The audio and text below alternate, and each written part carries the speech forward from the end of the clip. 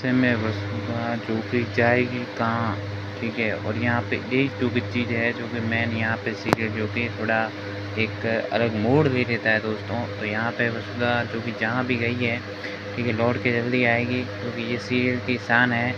क्यों, सही है कि नहीं? चैनल को सब्सक्राइब करो आप, ठीक है। तो यहाँ पे जो कि वसुधा को लाया जाएगा, और यहीं भी सीरियल का जो कि मिलने के ऊपर यहाँ पे शर्तें भी जो कि मान ली जाएगी कुछ होकर।